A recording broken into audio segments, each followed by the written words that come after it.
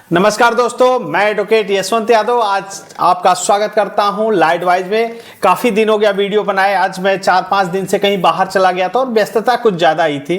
कुछ ऐसे केसेस आ गए कलकत्ता के कि कुछ ज़रूरत पड़ गई, बाहर निकलना पड़ा। तो आज हम जो वीडियो बनाएंगे ध्यान से देख लीजिए, क्योंकि जो घटना हुई थी आज उसी के बारे में मैं बात कर रहा हूं।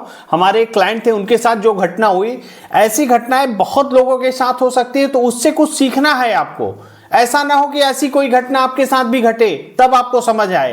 तो इसलिए कह रहे हैं पूरी चीज को, दूसरे के साथ जो घटना घट रही है, जो कंपनियां ऐसे ऐसे हथकंडे अपना रही हैं, तो आपके साथ ना हो। तो इसके लिए आपको बचाव के लिए आपको जानकारी होनी चाहिए, आपको अपने राइट्स पता होने चाहिए, अधिकार पता होने चाहिए। आपके साथ सही हो रहा है कि नहीं, कहीं गलत तो नहीं हो रहा है, कोई आपके साथ चीट तो नहीं कर रहा है, फ्रॉड तो नहीं कर रहा है, धोखाधड़ी तो नहीं कर रहा है। तो इस समय जो मार्च का महीना देखिए समाप्त होने वाला है, तो कंपनियां हर संभव कोशिश करती हैं, कैसे भी आपसे पैसे निकालने की हर संभव कोशिश करती हैं। रास्ता कुछ भी हो, लीगल इलीगल, हर तरीके का रास्ता अपना रही हैं। तो जो घटना हमारे क्लाइंट के साथ हुई, घटना हुई, तो आज उस पर हम बात करते हैं। जो हमारे क्लाइंट थे, इन्होंने लिया था लोन, लिया था, पर्सनल लोन था, लगभग 5 लाख का था इनका लोन। और इनको ऑफर आ गया कि 5 लाख का लोन है, मार्च का महीना चल रहा है, आपको सेटलमेंट कराना है, आपको कराना है आपको। तो उन्होंने ऑफर भी दे दिया सामने से।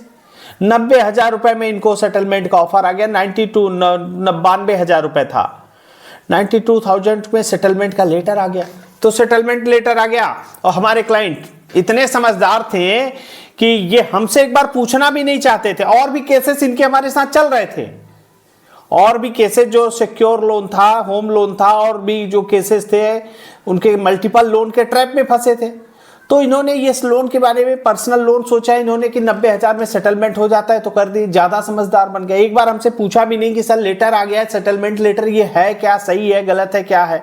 तो हुआ क्या, तो इनसे गलती कहां पे हुई। ऐसी गलती आपको नहीं करना, इसलिए मैं वीडियो बना रहा हूं। जो हमारे क्लाइंट थे उनके साथ तो घटना हो चुकी, वो उनका केस भी चल रहा था। तो अब टॉपिक पाते हैं। सेटलमेंट का ऑफर आया 90,000 का। तो इन्होंने क्या किया कि सोचा कि बस सेटलमेंट ऑफर आ गया है, अब 90,000 रुपए पे कर दिया। ये पे भी कर दिए। और इनका सेक्शन 25 में केस ऑलरेडी पहले से चल रहा था और उसमें BW भी था। तो BW आने के बाद ये एजेंट इनको सेटलमेंट लेटर दे दिया और इन्होंने लेटर को वेरीफाई नहीं कराया, सोचा कि सही है गलत है क्या है, बस उन्होंने पेमेंट कर दिया 90,000 उठा करके। अब हुआ क्या, इनके ऊपर जो payment and settlement act section 25 का केस चल रहा था, ये सोचे मैंने पेमेंट कर दिया, अब तो कुछ होगा ही नहीं, भूल गए, पेमेंट करके चुपचाप बैठ गए। इनको ये नहीं मालूम था, पेमेंट करने के बाद इन्होंने सोचा अब तो मैंने पेमेंट कर दिया है, लेटर हमें मिल चुका है, तो केस तो ऑलरेडी खत्म हो जाएगा। यही सोच करके उन्होंने पेमेंट भी कर दिया। और सबसे गलती क्या हुआ, जो भी हुआ, तो कोर्ट से अरेस्ट वारंट इनका इशू हो गया, नॉन बेलेबल वारंट इशू हो गया। तो ये हमारे क्लाइंट हमारे पास पहुंचे, सर इसका केस में ऐसे ऐसे कंडीशन है, मैंने इस पे सेटलमेंट का लेटर भी मिल चुका है, उसके बाद भी इन्होंने हमारे ऊपर वारंट कैसे हो गया, ये केस तो खत्म हो गया क्योंकि मैंने तो इसका लेटर ले लिया है, सेटलमेंट कर दिया है। तो पुलिस वारंट लेकर के आई। अब वारंट लेकर के आई तो बात किया गया कैसे भी करके, तो हुआ ठीक है, समय दे दिया गया, ठीक है वारंट है, आप जाइए बेल कराइए, बहुत सारी कैसे भी करके हुआ। अब क्या करें, वो उन्होंने आया बताया सर अब क्या करें, मैं कंपनी के खिलाफ केस करे, क्या करें। तो जो करना है वो तो हम करेंगे ही, वो तो बात की बात है, लेटर फर्जी आया, कैसे आया, किसके माध्यम से आया, कौन दिया, वो तो बात की बात है। लेकिन अभी सिचुएशन में क्या है, मार्च में नए नए हथकंडे अपना रहे हैं। एनओसी सेटलमेंट लेटर सही है कि गलत, ये वेरीफाई नहीं किए। जो हमारे क्लाइंट से सेटलमेंट लेटर आया तो उसको तो वेरीफाई करना चाहिए था, किसी एडवोकेट के माध्यम से वेरीफाई करना चाहिए था, किसी जो एक्सपर्ट हो, जिसको समझ होनी चाहिए कि वो कहां से आ रहा है। आपके व्हाट्सएप पे भेज दिया कि मेल आया है, कि व्हाट्सएप पे आया, कि ये स्पीड पोस्ट आया, किस माध्यम से आया है, सेटलमेंट लेटर किस जगह से आया, ईमेल आईडी जेन्युइन है कि फेक है, किस ईमेल आईडी से आया। तो इन्होंने ये वेरीफाई किया नहीं, तो उसके सेटलमेंट सोचे कि बस सेटलमेंट हो जाएगा। तो सेटलमेंट ऐसे नहीं होता है, इनका वारंट इशू हो गया। उसके बाद बेल करानी पड़ी, बेल हो गई, फिलहाल कोई दिक्कत नहीं हुआ, बेल तो हो गई इनकी। लेकिन जो लेटर आया था इनका सेटलमेंट लेटर, वो रिकवरी एजेंट के माध्यम से आया था। रिकवरी एजेंट ने इनको बेवकूफ बना, बेवकूफ क्या, रिकवरी एजेंट ने इनको भेज दिया व्हाट्सएप पे, एडिट करके लेटर भेज दिया। तो ऐसे ऐसे हथकंडे अपना रहे हैं। और वो तो कह रहे हैं सर मैंने तो लोन अकाउंट में ही पैसे, अरे लोन अकाउंट में ही पैसे गए हैं, आपके पैसे ब्याज पेनल्टी जुर्माने में कट गए। आपका अकाउंट एनपीए में गया था, उसके बाद उसमें पैसे डाल दिए, ब्याज में चला गया, जुर्माने में चला गया, कट गए। लेकिन वो आपका वारंट नहीं खत्म हो जाएगा, पेमेंट एंड सेटलमेंट का केस नहीं खत्म हो जाएगा। क्यों? क्योंकि ये जेन्युइन था ही नहीं। जेन्युइन के लिए तो जेन्युइन जगह से आनी चाहिए ना। ये सेटलमेंट लेटर कहां से आया है, कौन किया है, कैसे किया, इसको वेरीफाई किया आपने? किसी एडवोकेट के माध्यम से या हमारे माध्यम से वेरीफाई कराना चाहिए था कि ये सर जेन्युइन है कि नहीं। एक बार पूछ लेते सर ये देख लीजिए ये जेन्युइन है कि नहीं, एक बार में बता देता कि हाँ जेन्युइन है कि फेक है। कम से कम आपके पैसे तो बच जाते। 92,000 रुपए, 92,000 तो इनके फालतू के चले गए, सेटलमेंट भी नहीं हो पाया। तो बहुत लोग का फोन आता है सर सेटलमेंट कराना है, 10% 20% में कैसे सेटलमेंट 10-20% में, ऐसे नहीं होता है। सेटलमेंट आप क्यों बोल रहे हैं? सेटलमेंट आपका राइट ही नहीं है, मत बोलिए।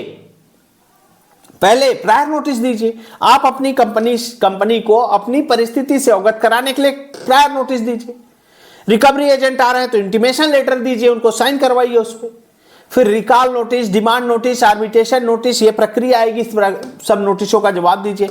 उसके बाद आता है लेटर, सेटलमेंट का लेटर। और भी सेटलमेंट लेटर ऐसा नहीं फेक वाला, फर्जी वाला नहीं, एजेंटों के माध्यम से जो आता है, जेन्युइन होना चाहिए, वेरीफाई कराना चाहिए। आप किसी एडवोकेट के माध्यम से, जब आपके एडवोकेट कहे हाँ ये जेन्युइन है, आप इसको पेमेंट कर दीजिए, तभी पेमेंट करिए, नहीं तो ये हमारे क्लाइंट जैसे फंस गए ऐसे ही आप भी फंस जाओगे।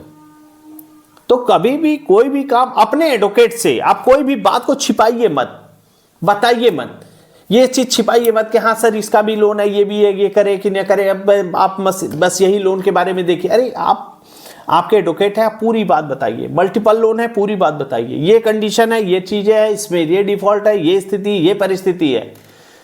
और लीगल प्रायर नोटिस जरूर दीजिए। और सेटलमेंट का लेटर का ऑफर ये एजेंट के माध्यम से नहीं लीजिए, जेन्युइन होना चाहिए। कहां से आ रहा है, कैसे आ रहा है, वेरीफाई करा लीजिए। फिर उसके बाद केस को वापस, अगर आपके ऊपर केस हुआ है तो केस को कहिए वापस लीजिए। उसके बाद सेटलमेंट लेटर में उसकी जिक्र भी कर दीजिए, उससे केस वापस लीजिए, उसके बाद पैसे दीजिए, उसके बाद सेटलमेंट करिए। आपके ऊपर मुकदमा भी चल रहा है, आप सेटलमेंट भी कर रहे हैं, तो सेटलमेंट कर रहे हैं, आपका केस विड्रॉल हुआ, डिस्पोज हुआ, खत्म हुआ, क्लोज हुआ, देखा आपने नहीं, पैसे दे दिए। और भी पैसे दिए क्या, सेटलमेंट लेटर ही फर्जी। जब उन्होंने लेटर मुझे दिखाया, मैंने कहा कहां लेटर दिखाइए, तो लेटर दिखा रहा है तो भी आ रहा है व्हाट्सएप पिन क्या रहा है। मैंने मेल पे भी आया है तो मेल पे भी नाम के आगे जीमेल पे लिखा हुआ है, तो जीमेल से थोड़ी ना आता है। सेटलमेंट लेटर की ईमेल आईडी जो होती है उसको वेरीफाई किया आपने, समझा ये जेन्युइन है कि नहीं, ये कहां से आया है, कैसे आया है भी कि नहीं जेन्युइन। तो ऐसी कोई गलती मत करिए जिससे आपका नुकसान हो जाए। और ये छोटी छोटी गलतियों करके आपका पूरा पैसे लॉस, 92,000 गया, ब्याज पेनल्टी जुर्माने में चला गया। तो मैं आपसे बार बार कहता हूं, कोई भी काम हो, कोई भी दिक्कत हो, समस्या हो, परेशानी हो, आप, मेरा नंबर है, डायरेक्ट हमसे बात कर लीजिए। डायरेक्ट फोन पे बात होती है। यूट्यूब पे तो ऐसा कोई नहीं है जो आपको डायरेक्ट ऐसे बात करता हो जैसे मैं करता हूं। डायरेक्ट नंबर है, नंबर पे फोन करेंगे आप, हमारे जूनियर भी उठाएंगे तो आप कहेंगे सर से बात करनी, बात हो जाती है। ज्यादातर मैं ही फोन उठा देता हूं, कहीं व्यस्तता रहती है, कोर्ट में जाना होता है, हमारे और सब भी काम होते हैं, तो उसके बाद की बात है। लेकिन उसके बाद भी जो भी दिक्कत होती है, समस्या है, मैं अपने एंड पे सॉल्व करना चाहता हूं। क्योंकि जब मैं संतुष्ट होकर बोलता हूं ये सेटलमेंट लेटर जेन्युइन है, तो जेन्युइन होता है। क्योंकि जो जेन्युइन होगा तो ही मैं कहूंगा कि हाँ, क्योंकि जो जिस चीज में एक्सपर्ट हो जाता है, लेटर आया, कहां से आया, कैसे आया, क्या करना है, सही है कि नहीं है, जेन्युइन है, फेक है, सब कुछ आपको बताया जाएगा। कोई नोटिस आती है, रिकॉल नोटिस आती है, आपको प्रायर नोटिस देना है, हमारे माध्यम से दे सकते हैं, मैं आपको नोटिस भेजूंगा। अपनी ईमेल आईडी देते हैं, अपने एड्रेस देते हैं, अपना एनरोलमेंट नंबर देते हैं। कोई दिक्कत समस्या हो, उस नोटिस का रिप्लाई हमारे पास भी आता है, आपके पास भी आता है। लीगल प्रायर नोटिस दीजिए। रिकवरी एजेंट आते हैं तो इंटीमेशन लेटर हम बना के दे देंगे आपको। उसके बाद रिकॉल नोटिस आता है, उसका जवाब देंगे। डिमांड नोटिस है, उसका जवाब देंगे। आर्बिट्रेशन नोटिस, उसका आपत्ति देंगे सुप्रीम कोर्ट के आदेश की कॉपी लगा करके, ताकि आपके आगे की प्रक्रिया न हो जाए। 13(2) का नोटिस आता है, 13(4) का नोटिस आता है, या फिर आप payment and settlement act section 25 का नोटिस आता है। आपको एडवोकेट प्रोवाइड करा देंगे, बेल करा देंगे। आगे कोई भी दिक्कत हो, समस्या हो तो आप हमसे डायरेक्ट संपर्क कर सकते हैं। मैं अपनी बातों को यहीं समाप्त करता हूं। जय हिंद, जय भारत, नमस्कार।